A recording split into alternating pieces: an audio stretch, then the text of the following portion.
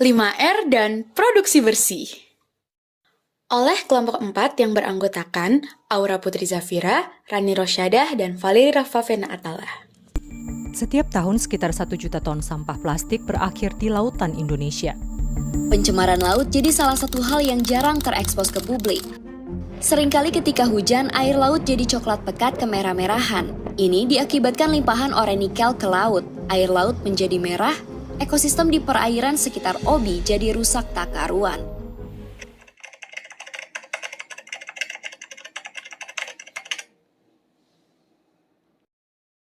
Pencemaran dan perusakan lingkungan hidup terus terjadi seiring dengan berkembangnya bidang perindustrian.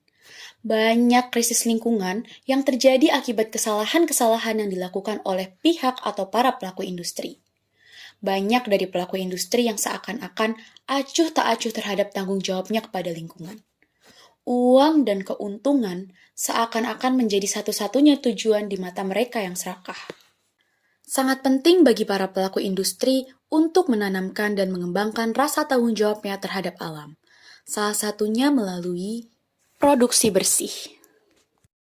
Produksi bersih adalah strategi menghindari timbulnya pencemaran industri melalui pengurangan timbulan limbah pada setiap tahap proses produksi dengan meminimalkan atau mengeliminasi limbah sebelum segala jenis potensi pencemaran terlanjur terbentuk untuk mengurangi risiko baik pada manusia maupun kepada lingkungan. Pencegahan pencemaran dilakukan sejak awal proses produksi dengan aktivitas pengurangan limbah dan pemanfaatan limbah melalui daur ulang. Tak hanya mengurangi kemungkinan pencemaran lingkungan, produksi bersih juga dapat menghasilkan penghematan melalui penurunan biaya produksi yang cukup signifikan yang juga dapat menjadi sumber pendapatan bagi industri. Prinsip-prinsip pokok dalam strategi produksi bersih dituangkan dalam 5R, yaitu rethink, reuse, reduce, recovery, dan recycle. Rethink merupakan suatu prinsip pemikiran yang harus dimiliki pada saat awal kegiatan akan beroperasi yang menuntut perubahan pola produksi dan konsumsi pada proses dan produk. Rethink mengharuskan untuk dapat mengubah pola pikir, sikap, dan tingkah laku semua pihak terkait. Contohnya adalah ketika kita mau membeli atau mau menggunakan sesuatu, kita bisa memikirkan kembali, apakah barang itu akan menghasilkan sampah? Apakah sampahnya berbahaya bagi lingkungan? Apakah barang-barang itu benar kita perlukan? Reuse memungkinkan limbah dapat digunakan kembali tanpa perlakuan fisika, kimia, atau biologi. Contohnya adalah pakaian, baju, dan alat-alat yang tidak dipakai didonasikan atau dijual ke second hand shop agar dapat dipergunakan kembali oleh orang lain. Reduce adalah suatu aktivitas mereduksi terbentuknya limbah pada sumbernya sehingga mencegah atau mengurangi timbulnya masalah pencemaran, kerusakan lingkungan, dan risiko terhadap manusia dengan meminimisasi penggunaan bahan baku, air, dan energi. Contoh dari aktivitas reduce adalah menggunakan botol yang bisa diisi ulang daripada membeli botol kemasan plastik dan membawa tas belanja milik sendiri ketika pergi berbelanja. Recovery merupakan suatu aktivitas untuk memuliakan bahan atau energi dari limbah yang dikembalikan ke dalam proses produksi dengan atau tanpa perlakuan fisika, kimia, atau biologi. Salah satu contohnya adalah emas murni dari HP bekas. Recycle adalah suatu aktivitas memanfaatkan limbah dengan memprosesnya kembali ke proses semula yang dapat dicapai melalui perlakuan fisika, kimia, atau biologi. Salah satu contohnya adalah mengolah sampah organik, misalnya sayur dan buah menjadi kompos, dan mengolah kain perca menjadi selimut atau keset yang cantik. Selain melalui produksi bersih dan 5R, disarankan pula untuk senantiasa memilih dan menggunakan produk-produk ramah lingkungan dan tidak mengandung bahan-bahan berbahaya, misalnya pada penggunaan bahan-bahan konstruksi. Tidak seperti asbes yang kurang ramah lingkungan dan berbahaya bagi pernafasan, penggunaan seng sebagai atap bangunan dinilai lebih ramah lingkungan dan tidak mengandung bahan-bahan yang dapat membahayakan manusia. Penggunaan seng jauh lebih ramah lingkungan karena diproduksi dengan energi yang minim. Karena seng adalah logam alami yang diekstrak dari dalam tanah, tingkat toksisitas seng sangat rendah, bahkan setelah proses pembuatannya.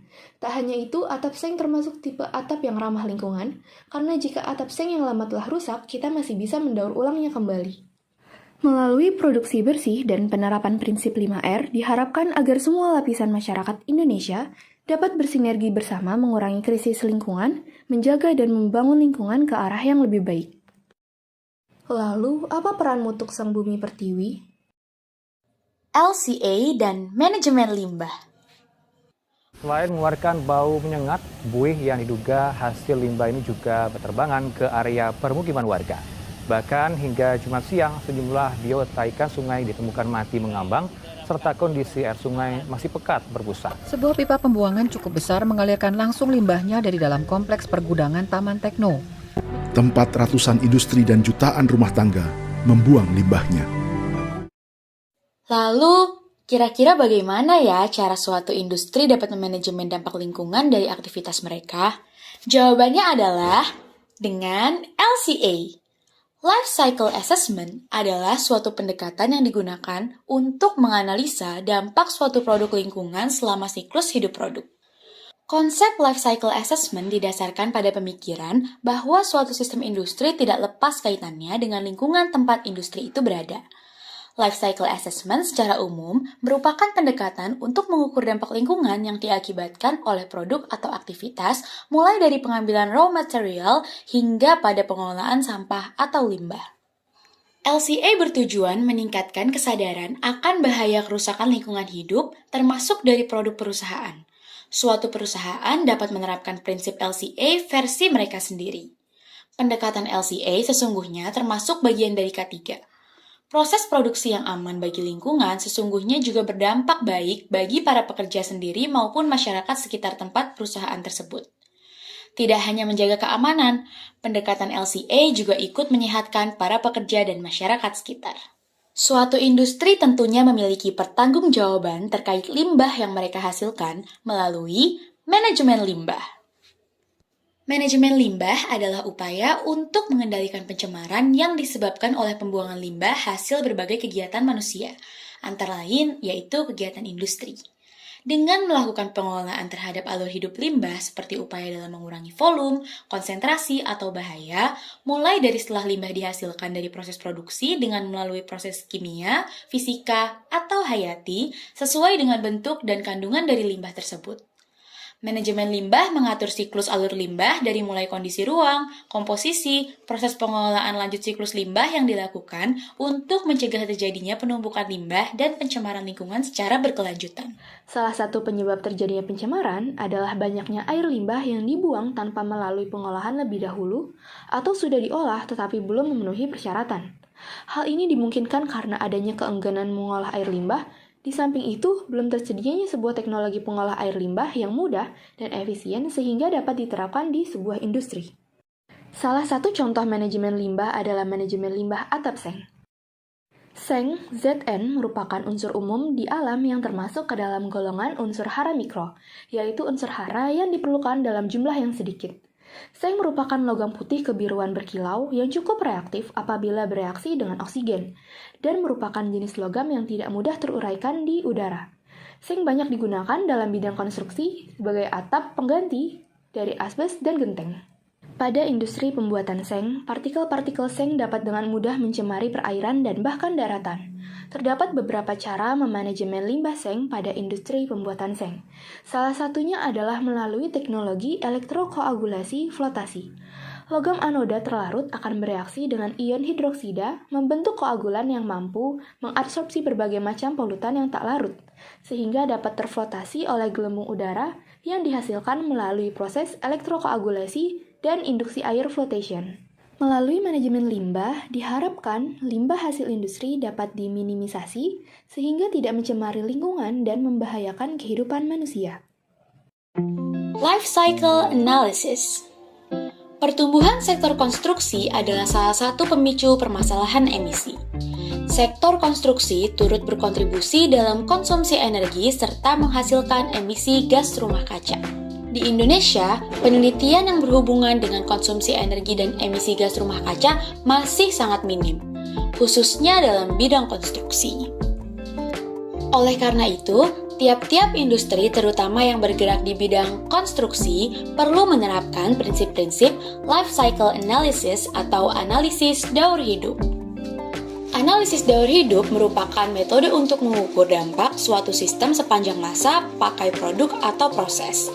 Setiap produk akan selalu memiliki masa hidup yang berbeda-beda. Masa hidup suatu produk dimulai saat dikeluarkan oleh perusahaan ke masyarakat luar sampai menjadi tidak disenanginya produk tersebut. Setiap produk yang dikeluarkan akan memiliki dampak terhadap lingkungan. Oleh karena itu, perlu adanya analisis lebih lanjut mengenai dampak dari siklus kehidupan produk tersebut. Hal itu dapat dilakukan menggunakan analisis daur hidup. Konsep dan teknik LCA yaitu memberikan kerangka yang baik untuk mengevaluasi strategi pengelolaan sampah bagi perencana dan pengambil keputusan bidang persampahan. Dimulai dari ekstraksi sumber daya, lalu melalui proses produksi dan penggunaan produk, dan daur ulang atau pembuangan akhir. Analisis daur hidup dapat digunakan untuk mempelajari dampak lingkungan dari suatu produk atau fungsi dari produk tersebut. Life Cycle Analysis dikenal juga dengan sebutan Life Cycle Assessment, Life Cycle Approach, Cradle-to-Grave Analysis, dan Ecobalance. Berikut ini merupakan fase-fase pada analisis daur hidup. Menurut Direktorat Jenderal Pengendalian Pencemaran dan Kerusakan Lingkungan, Kementerian Lingkungan Hidup dan Kehutanan, terdapat beberapa tahapan dalam pembuatan penilaian daur hidup, yang diantaranya adalah sebagai berikut.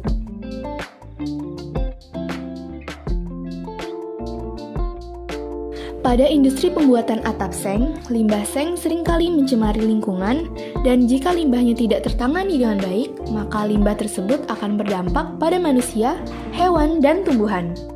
Ion ZN bebas dalam larutan bersifat sangat toksik bagi tanaman, hewan invertebrata, dan ikan. Selain itu, inhalasi debu ZN oksida juga bisa mengakibatkan metal iuma fever.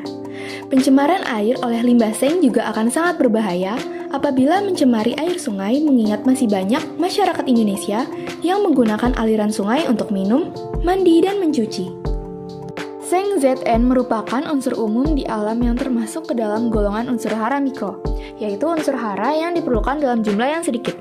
Seng merupakan logam putih kebiruan berkilau yang cukup reaktif apabila bereaksi dengan oksigen dan merupakan jenis logam yang tidak mudah teruraikan di udara. Seng banyak digunakan dalam bidang konstruksi atap sebagai pengganti genteng dan asbes.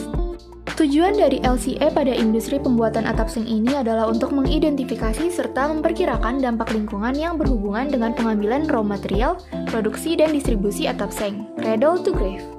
Proses pembuatannya terdiri atas pre-alloy, melting, casting, rolling, coiling, stretching and cutting, dan pre-weathering. Oleh karenanya, pabrik-pabrik industri pembuatan atap seng perlu dengan cermat memanajemen limbah yang dihasilkan dengan menerapkan prinsip-prinsip analisis daur hidup. LCA mengenai analisis inventory pada material atap seng. Seperti yang sudah kita pelajari sebelumnya, ada yang inget gak nih, apa itu analisis daur hidup?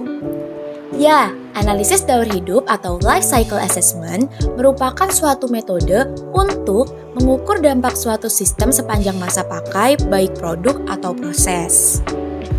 Nah, kita ingat-ingat lagi nih mengenai konsep dan teknik LCA. Konsep LCA itu memberikan kerangka yang baik untuk mengevaluasi strategi pengelolaan sampah bagi perencana dan pengambil keputusan di bidang persampahan. Teknik LCA mulai dari ekstraksi sumber daya melalui produksi dan penggunaan produk, dan daur ulang atau pembuangan akhir. Analisis daur hidup dapat digunakan untuk mempelajari dampak lingkungan dari suatu produk atau fungsi dari produk tersebut. Life cycle analysis juga dikenal dengan sebutan life cycle assessment, life cycle approach, cradle to grave analysis, dan ecobalance. Saat ini, industri konstruksi merupakan salah satu industri yang mengkonsumsi 36% energi serta menghasilkan 39% emisi karbon dioksida. 11% diantaranya berasal dari proses produksi material seperti baja, semen, dan kaca. Untuk itu, perlu nih adanya upaya dalam meminimalisasi pengaruh lingkungan termasuk energi dan karbon yang dihasilkan dari kegiatan pembangunan terutama pada industri atap seng. Nah, energi dalam pekerjaan konstruksi sendiri terbagi menjadi dua, yaitu embodied energy atau energi yang terkandung dan operational energy, yaitu energi yang digunakan selama masa umur bangunan. Unbodied energy mulai terjadi pada tahap produksi atau manufacturing, khususnya material, tahap konstruksi, dan tahap pembongkaran bangunan. Perhitungan embodied energy.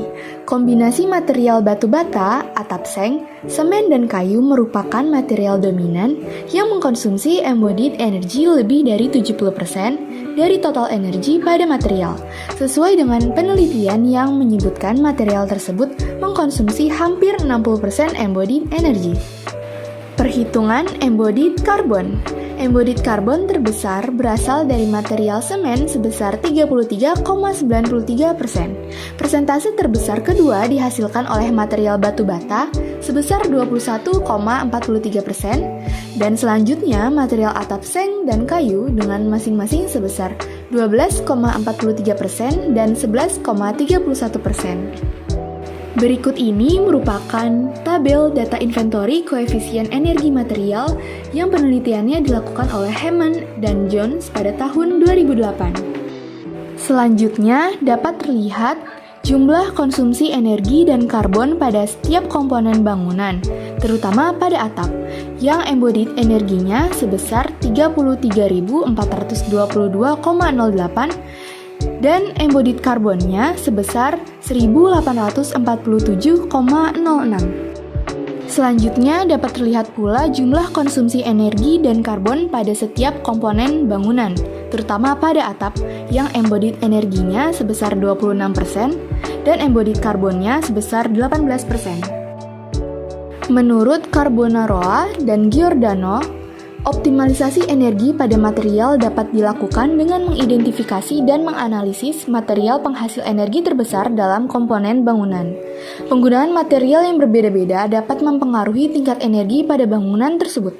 Untuk itu perlu mempertimbangkan jenis material yang digunakan dengan cara memodelkan. Daftar pustaka. Analisis daur hidup dan carbon footprint. Setiap produk akan selalu memiliki masa hidup yang berbeda-beda. Masa hidup suatu produk dimulai saat dikeluarkan oleh perusahaan ke masyarakat luar, sampai menjadi tidak disenanginya produk tersebut merupakan suatu siklus kehidupan produk.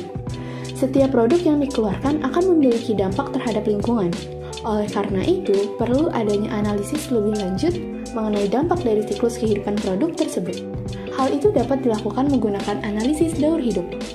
Analisis daur hidup atau Life Cycle Assessment (LCA) merupakan metode untuk mengukur dampak suatu sistem sepanjang masa pakai produk atau proses. Konsep dan teknik LCA memberikan kerangka yang baik untuk mengevaluasi strategi pengelolaan sampah bagi perencana dan pengambil keputusan bidang persampahan, mulai dari ekstraksi sumber daya, melalui produksi dan penggunaan produk, dan daur ulang atau pembuangan akhir. Analisis daur hidup dapat digunakan untuk mempelajari dampak lingkungan dari suatu produk atau fungsi dari produk tersebut. Jejak karbon atau carbon footprint merupakan ukuran jumlah total dari karbon dioksida, CO2, dan gas rumah kaca lainnya yang diemisikan oleh suatu komunitas, populasi, sistem kerja, maupun pribadi. Cakupan yang termasuk di dalamnya yakni analisis dari sumber pencemar, simpanan spasial serta temporal pada populasi maupun aktivitas. Jejak karbon dapat dihitung sebagai karbon dioksida ekuivalen menggunakan 100 Years Global Warming Potential atau GWP 100 dan dinyatakan dalam satuan ton karbon atau ton karbon dioksida ekuivalen. Jejak karbon yang dihasilkan akan berdampak negatif bagi kehidupan di bumi. Selain bencana alam dan cuaca yang ekstrim, jejak karbon juga mengakibatkan perubahan produksi rantai makanan dan sumber air bersih berkurang. Semakin tinggi jejak karbon yang ada di bumi, tidak hanya menyebabkan rusakan lingkungan, tapi juga dapat memperburuk tingkat kesehatan manusia. Oleh karena itu, mengurangi jejak karbon akan membantu memperlambat proses pemanasan global yang saat ini sudah mulai terjadi. Emisi karbon disebabkan oleh beberapa hal seperti pembakaran bahan bakar fosil, contohnya yaitu memasak dengan menggunakan gas dan berpergian mengendarai motor atau mobil, lalu deforestasi hutan, pertanian, perkebunan oleh oknum yang tidak bertanggung jawab, dan gas metana yang dihasilkan dari proses perkebunan dan peternakan. Upaya mengurangi carbon footprint dapat dilakukan melalui peningkatan efisien energi dan perubahan gaya hidup dan kebiasaan membeli manusia. Contohnya adalah menggunakan transportasi umum seperti bus dan kereta api, memasang lampu hemat energi, menambahkan insulasi pada bahan bangunan. Selain itu, emisi karbon juga dapat dikurangi dengan menggunakan sumber energi terbarukan untuk menghasilkan listrik yang dibutuhkan.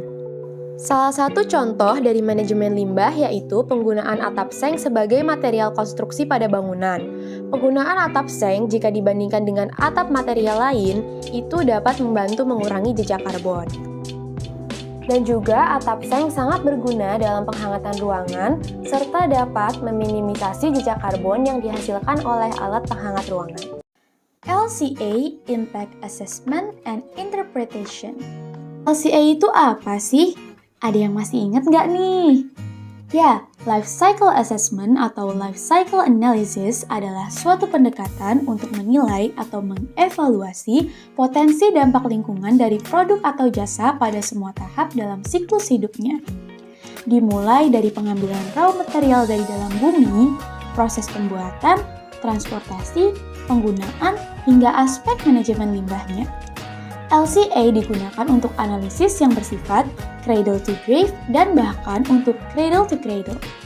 Tahap-tahap LCA dimulai dari goal definition and scoping, lalu inventory analysis, lalu impact assessment, dan juga interpretation. Melanjutkan dari yang sudah kita bahas sebelumnya, sekarang kita akan membahas mengenai impact assessment. Impact Assessment atau dalam bahasa Indonesia lebih dikenal dengan istilah dampak lingkungan atau AMDAL, dikenalkan oleh National Environmental Policy in Amerika Serikat pada tahun 1969. Analisis ini merupakan kajian terhadap dampak dari suatu usaha dan kegiatan yang diperlukan untuk proses pengambilan suatu keputusan mengenai penyelenggaraan usaha dan kegiatan.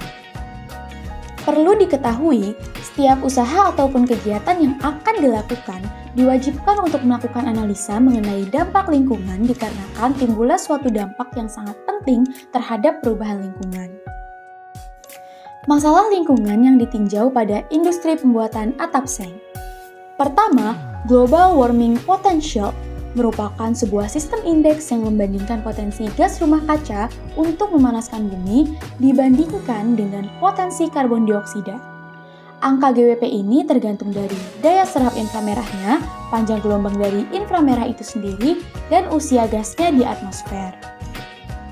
Yang kedua adalah Ozone Depletion Potential atau ODP, merupakan relatif nilai yang menunjukkan potensi untuk menghancurkan lapisan ozon dibandingkan dengan potensi klorofluorokarbon 11 atau CFC11 yang diberi nilai referensi 1. Dengan demikian, suatu zat dengan ODP 2 berarti 2 kali lebih berbahaya dari CFC11.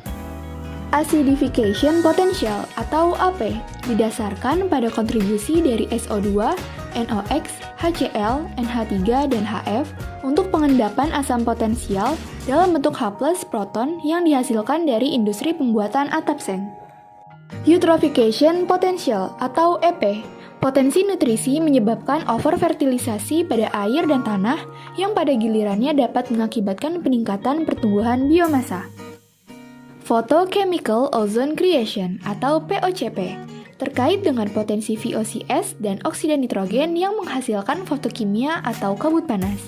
Hal ini biasa dinyatakan dalam nilai relatif terhadap faktor klasifikasi POCP untuk etilen. Berikut ini merupakan impact assessment pada industri pembuatan atap seng, terdiri atas global warming potential, ozone depletion potential, acidification potential, eutrophication potential, dan photochemical ozone creation potential. Interpretasi adalah langkah terakhir dalam tahapan LCA sebelum membuat keputusan dan rencana tindakan. Di dalam melakukan interpretasi untuk menentukan isu-isu penting lingkungan, metode analisis yang dapat dilakukan adalah dengan metode pendekatan analisis kontribusi yang bertujuan untuk mengidentifikasi data yang memiliki kontribusi terbesar terhadap hasil indikator dampak. Berdasarkan segala pembahasan sebelumnya, dapat terlihat bahwa atap seng memiliki dan menimbulkan dampak buruk bagi lingkungan sekitar. Nilai tertinggi yang memiliki kontribusi terbesar terhadap hasil indikator dampak ialah acidification potential atau AP. Nilai-nilai yang tinggi tersebut dapat diatasi atau dikurangi melalui perbaikan dan pengembangan proses pengambilan raw material, produksi, dan distribusi yang lebih baik lagi. Sekian dari kami dan terima kasih.